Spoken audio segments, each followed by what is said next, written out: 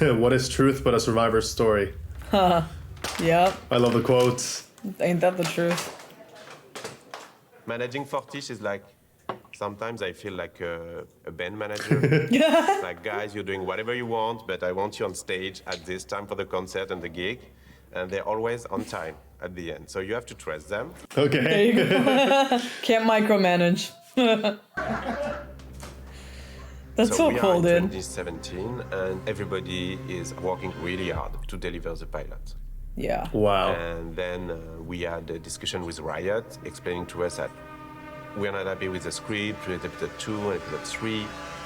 Oh At the no. end of the call, we were like, and they have really said that? I think we have misunderstood them. When we arrived in LA, and then it was, that's so hey, sad. yes, we want to do a pause on the production, put everything on hold. Oh. Oh my gosh, that was true. Oh no. I had no idea they went through all these issues. That is heartbreaking. Dude, I can't imagine how devastating that must have felt. Demoralizing even. Everything is going to shit right now. I guess that was pretty much at the point where they had drafted together a couple of scripts and sort of a show bible for the entire season. The next thing I know, Christian mysteriously gets pulled into a meeting, and then it was like a strange intervention where a bunch of other rioters basically told him that it sucked. Oh no. Oh God. Yeah. Man, we're being told to stop completely and potentially even find different showrunners, different writers for the whole thing. Oh God. Damn, dude. You've been killing yourself, you know, to try and make it work and try and figure it out. And your first thought, of course, is just like, is it dead? Oh, dude. As a writer, dude, that's like somebody's worst nightmare. Yeah. With the promise that there would be a full season to work on. Because, you know, they're very, very talented, and you really only get them if you have something kind of worth committing to, you know, like a multi-year project. And so we just kind of had this feeling like we're gonna have to tell all these people that we just hired, they have to be like, Oh my God. It's just, I don't know, it's just like the worst thought. I think Alex and I just felt like we suck. Like we failed, you know. Christian's a tortured artist. I feel that. He will beat himself up and lose sleep and go crazy. Yeah, I get that. I get that. Or where I needed someone like Brandon or Mark to explore some pretty wild ideas. You know, where a lot of people would say, like, no one in the video game industry has full-time composers, you know, like we can just hire someone from the outside as a freelancer to make some music for us. Yeah. That's smart. Wow. Why would we make music videos? That's insane, you know, like video game companies don't make music videos. Back then, it was Mark and Brandon who kind of saw the idea and like how awesome this could be, and they took bets on, you know, me being able to figure it out. Yeah, it's challenging when you're the first one and a pioneer. Just Brandon and me, and basically, I think Brandon kind of took like the moment to kind of tell me, hey, like, we'll figure it out, you know, like, yeah, we trust you, you know, like, we'll figure it out. Oh, that's so sweet. Just started crying. Christian's biggest fear is letting players down. He crushes himself over it. It's actually painful for those closest to him to sort of watch, and it gives you so much respect and appreciation, and ultimately trust in what, you know, he decides to take responsibility and ownership for. Because he cares. Yeah. It's different when you care that much. Everyone, I wanted to talk to you guys a little bit about our decision to delay the further production of the follow-up episodes of Arcane. I remember, I think I recorded like 16 different versions of this video because dude. How do you say that? Like, and I wanted to give you guys some more information about it, you know, why, what our plan is, and so on. And I'm sure you've heard from. Yeah. We did not show this. The question was, if we start with that, everybody will cry, everybody will jump out of the window. I finally made a version of the video that I felt like was okay, and I sent it to them, only to learn a few weeks later that they were like, yeah, we never showed it to anyone because you just look so depressed. You look like you want to kill yourself. Yeah, probably for the best. Probably best to kind of just... Don't depress the whole entire art department, please. You need to invoke hope. Let the team go, which is always very painful. Damn, They're dude. not sure they're going to be able to come back because if they go to another production, you might lose them. We knew that we wouldn't have work for them for the months to come. So we started talking to different teams at Riot and started asking people, hey, is there anything we can do, like a music video or anything that could just keep them the working. lights on at Fortiche. We talked to the esports team and there was a desire to make a music video. Oh, nice. Nice. There it is. Hey. Which became the Rise music video. And then we Hell yeah. the music team, and they were working on something like a crazy idea about a K-pop group. Hell yeah, man. Oh, that is sick, dude.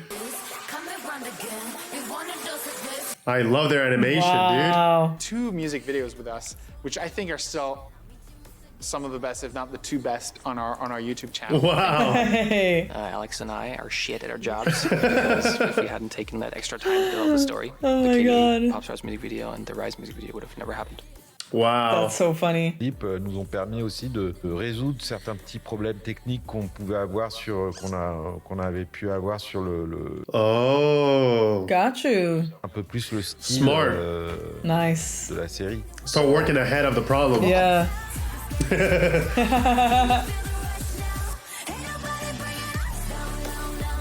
Hey. Oh, that is so sick, dude. Oh my god, this is so good. Dude. Wait, was that not one of the animators in the I think- as an animated character? I don't know. Oh. I was an outsider the moment I stepped foot in Piltover. I didn't have the benefits of a patron or a name. I simply believed in myself. Hell yeah. Yeah. At that point, the idea was I had to replace myself as like the person in charge of figuring out the story. Of course, it was me and Alex, but I was responsible. Oh, We just knew wow. we had to hire someone who's experienced as a showrunner and as writers and that kind of stuff. And that's what we tried to do. Wow. That's Except tough, we but couldn't really find anyone. 6 years ago, if you pitched that the video company was gonna do like an animated series that is looking for like drama screenwriters, no one really showed up. wow. That's why they changed the industry. And for the wrong reasons, where it's like, well, I mean, League of Legends and Riot is big, but they didn't really care about the characters that much. Right. Oh. So we looked for quite a while, and at some Wow, that's so cool. we just felt like maybe we'll just kind of have to Do it ourselves. try again, but be less shitty. Fine, I will do it myself. Yeah. Start over, like kind of. There you go.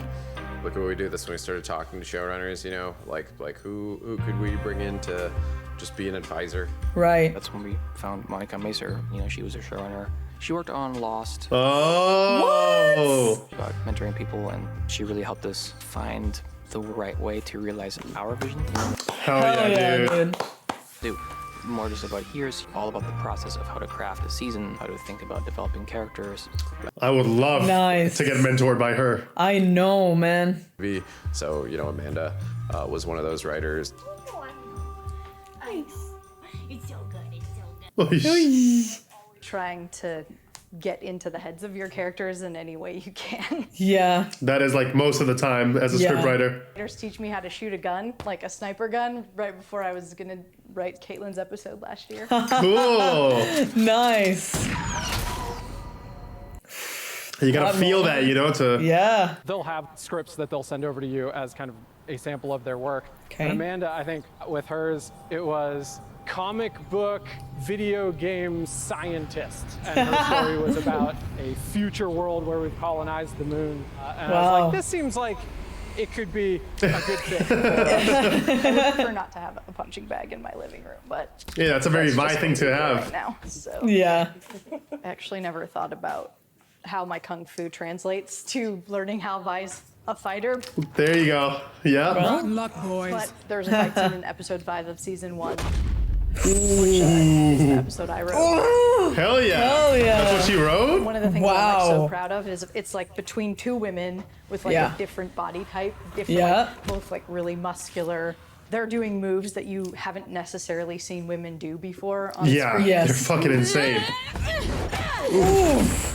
I always think of fight scenes as like being just like another talking drama scene. Like That's it is. That's because it there has to is. be motivations. You have to learn something Yes. new about the character. What's the in root, the fight. emotional root of that fight? There's a beat. Yeah. There's a change.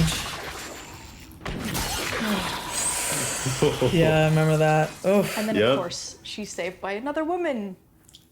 3 women in a fight scene. It's I love it. So It is. Hell A yeah. really honest voice in her dialogue that is just really grounded emotionally. I remember this moment when Alex and I were really wrestling with the last words that Jinx was saying to Vi in season 1. And then like Amanda took the script and solved it in like, Wow. I don't know, an hour. I thought Wow. Oh, this maybe song. you could love me like I you know. used to, What could have been? even though I'm different. Oh, dude. I'm still getting teary-eyed. You changed too. She's great. Holy shit. Here's to the new us. Amanda just wrote. Shit. It's so I'm effective. still crying. I think the biggest change from the way that we were looking at it before was it was very plot heavy, right? It's very focused on kind of like, what's the problem that has to get solved? Who's going to fight who? What I think most improved after kind of working with these writers was sort of like the emotional story for the characters. Yeah. I'm quite proud of the cold open too, the like whole beginning of the season with the bridge. Yeah, they throw you right in, The man. cold That open was. used to be the cold open from episode 3 when Silco was drowning. Oh. Being like, so guys, I know you hired me to help out with the show and whatever, but you need to change the pilot. That's a lovely poetic image, right? But it wasn't telling the story of the series, which is these 2 sisters being torn apart. Yeah. Smart. Wow. That's when I came in as a CEO, taking this big role with the idea of becoming a multi-game developer and a multi-game publisher, which on its own is a really difficult challenge to go Yeah, dude. through multiple games. And then there was this little curveball, and by the way, we have this TV show, which probably is going to cost us, Way more. 9-digit budget. There is a lot of risk in this. To be completely honest, Niccolo and I were always on like completely opposite spectrums. He's a business person. He's someone who's just extremely smart in like a rational way. Yeah. He doesn't really let himself get carried away by like his emotions or like by his own personal attachment to anything. That's hard to do as a. I'm the opposite. Yeah. I always have opinions. I'm always, emotionally attached to the stuff that I work on. Same. I feel so seen. Christian, actually, I remember bringing him in my office to say, hey, we've decided if we're gonna fund you for a full season. Oh God. And I told him like we're not gonna fund a full season for Arcane. What? And then I told him like I think it's really important you understand why, because you and I can be on a different page, but it's very important you understand where I'm coming from. Okay. And the reason I'm not gonna validate you to move to a full season is because I'm gonna allow you to move to multiple seasons. You asshole. You asshole. Oh my I think god. he was really pissed at me for this. I would be so devastated even after. Oh my god. Gave me the trust that I needed Oh. to develop Arcane the way Multiple seasons, not just 2 guys. Yes. to do, which was not easy way, but like really this like pursuit of like, hey, this is what we think our audience wants, and it's ambitious and crazy, but we need you to trust us, and he did. You need to stay committed Hell to yeah. players because nothing's gonna be easy. Yeah. There will be many moments where you want to give up. I know Christian went through this multiple times. We went through this multiple times, and you need to have the grit and the courage to It's a lot, man. continue for players. It's such an emotional toll on someone. Yeah. We had season 1 in production, and we started, Wow. how are we gonna do the first development of season 2 at the same time? Wow. Started looking for someone to help figuring out the production scale a bit more. It was tough because we couldn't find the right culture fit. A lot of people kind of shied away from like, hey, this isn't normal TV. Of course. Right. Animation. I think I'm just gonna go, insert any animation studio out there, right? But finally, one time I got connected with a woman named Melinda Dilger. Hey guys, come on in. Welcome. That is a nice house. Such a nice house, yeah. I work here because Nice. Oh. this is Willie Nelson. He's the boss of Arcane. He loves it. He loves his job. Look at the little tongue. He's like, I love talking to her. She had such a warm energy. She just also had experience. Like, I mentioned some of the issues that we were dealing with, and she seemed unfazed by it. This is where That's all my meetings nice. happen. Wow. Very exciting. This is where I burn off my energy. And I got Yep. that when I worked on Mary Poppins Returns. Oh, wow. I remember sitting down all of the stakeholders, and I think I literally told them, you better not fuck this up. Her, she's awesome. If you fuck this up, I'm gonna kill you. yes. Producing by the time I was 24. Wow. That's young. I worked on Darkwing Duck. That was my very first animated show to be on as a production assistant. I was working on Goof Troop, Aladdin. Wow. Wow. This is very proud of this. Hell yeah, dude. What a career. I know whenever That's people tell me, amazing. they're like, oh my gosh, I watched that as a child. I'm like, oh, I'm so old. You know, now everybody looks at me and they say, we're so glad we have somebody with so much experience. Really equates to old, but it's okay. I can take it, you know. Your guidance, It's a yeah. very young company. And I am rolling. All right, I think you've had enough, mate. Yeah, the team health when I first started wasn't so great. Everyone was like, Oh. I was like, man, this team, they need some loving. The pursuit of creative work is complex. If Yeah. your expectation is that you're gonna work on something creatively where you're gonna have Yeah. no pressure or no feeling of, It's just never like that. No. then you're working on something the world is gonna forget. Yeah. By then, I think I was super exhausted because I was like 3 years into the project or something. I know Christian was exhausted, Alex is beat, and like she brought in that new energy and just sort of this like, yep, let's pick it up and let's go. Yeah, you need that Fresh blood. perspective. Yeah, Yeah. absolutely. From what I was hearing, it was just taking them a long time to kind of get their bearings. And let's face it, Fortiche, our animation partner studio in Paris, they had also never produced a series.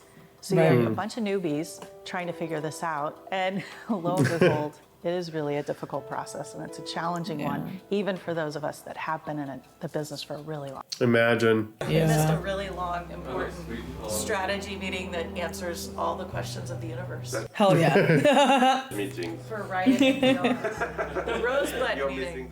Melinda was always someone that is extremely inspiring Aw. to the team and Wow. creating a team atmosphere where it's okay when things are tough, as long as you just kind of believe in the team and have the right dream together. Like, you know, Wow. you know, you can get everything in New York like that. Oh, gee. Oh, God, you can't.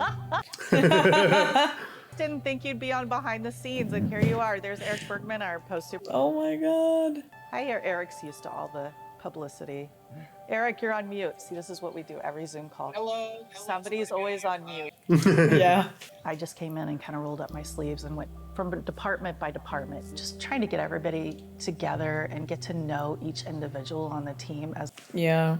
Wow. French studio. She brought everybody else back in. But you have IPA. There's two teams, the beer team and the wine team. And that's part of building team trust. And then you can start to actually solve the problems. Dig deep. That's what you got to do. Wow. So inspirational. Wow. So this is our production schedule. In March of 2020, that's when this started. Oof. All the way through the last episode. Wow. Because this is the first series Riot's ever done, a lot of things are getting figured out and developed as we go along. Oh my And goodness, dude. so it's taking a little bit longer than it typically would. Yeah. Right. Series that's all thought out, everything's figured out way ahead of time. This is like, how can we make this more unique and more special than any other show on television? Let's take our time and do it right. And if it takes us a little bit longer to get those scripts done, that's what we do. There's a natural balance of power, and you just gave everybody nukes. Congratulations, you fucked up, right? This is the thing that's always been a little fuzzy to me, is just kind of how we end this episode with the Victor Singe thing. Right. I wrote like something about missing Vi that I have not solved yet either. And to kind of Wow. like take the IP that's there from the games and turn it into something really awesome for television is a challenge. Of course. course. Yeah. They're going to spend more money than most people to get it there, but They're doing it because they love the players and they want the players to be happy. They made them happy, all right. Yeah, I know. By putting them on television, they have soul and they're deep and you can relate to them. Yes. They have a soul, yeah.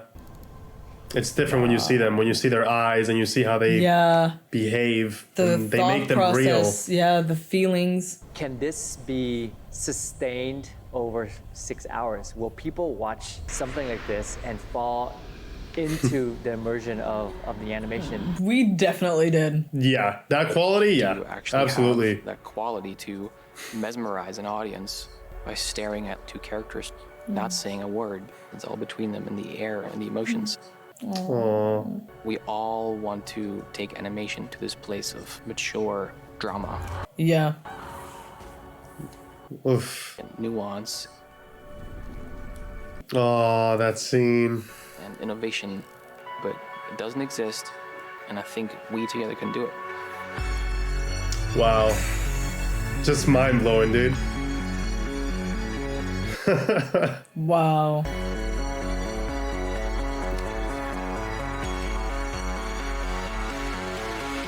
Yeah, I mean, what can I say after that? Yeah, there's nothing more inspirational than seeing, again, these struggles and having them, you know, my heart really was like up to my freaking throat when he was like, I got called into the meeting to see if we were gonna get funded for the full season. I know. And this guy pulled the prank and he said no. I was like, oh my God, they still did not give them the money. How are they gonna get out of this? How did this get done? But thank God it was a prank. Yeah, Really multiple seasons. I was like, thank God, because these people are just sacrificing everything and fighting, you know, for hours a day to make something that we consume over 6 hours. Really, it's so, you know, the conversion of all this work into and concentrate that into 6 hours, and you watch it and that's it. You know, all those hours and all that time that these people worked, and you just consumed it, right? And it's up to you to really judge whether or not this was worth your time, right? And if it really changed you, if the storyline changed you, if they accomplished what they were aiming for, right? Seeing the success that this show had, I am so happy for them. Yeah. After all this work, man, seeing all of the people, the reactions, not just ours, but across YouTube of people crying and how we've connected with these characters and how we still get emotional just when we talk about those moments. Like that is fucking powerful, man. That's just,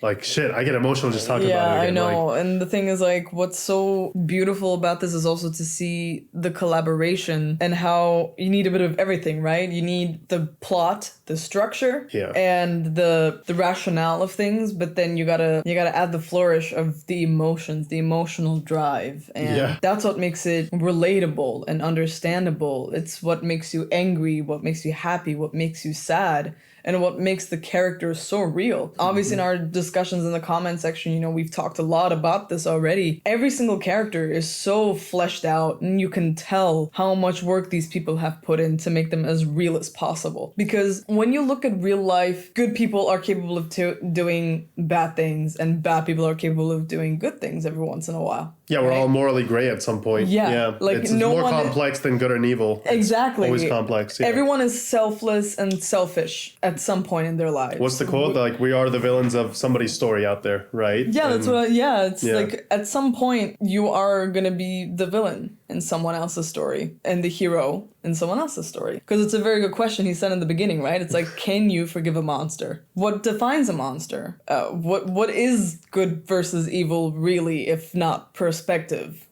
I'm just sorry. If you could just dissect each department in the assembly of this show, everything was top notch. Yeah. Every single thing. There's not a single department that fell short. No. The sound effects and the sound and the music was something I complimented very early on. Yeah. In the first episode during that, what did Caitlin say? It's not was it a Zeppelin or was it, and she was like, it's not a balloon actually, because it has, anyway, you guys know what I mean. But when that thing was flying over, I said, dude, like the sound design. Yeah. I was like, whoa. Like, there's so many layers to the sound here. It's not just one clip of audio. There's multiple things moving, and it feels like a mechanical thing, which it is, but it's animated. So the thing is, reality is, that sound had to be designed by someone who thought about all these details. It's not something that you can just record and, slap onto whatever animation you have. You have to coordinate it with the animation. Anyway. Yeah, that's it's what gives depth to your world. Exactly. Look, man, this show is this documentary series about the making of is so inspirational, guys. Thank you, whoever recommended it, the guys that recommended it on the comments. We appreciate you because this gives us fuel for our own endeavors. So thank you for that. Thank you, guys. And again, thank you for all the support and for watching this episode with us. And we'll see you guys in the next one. Take care. See ya.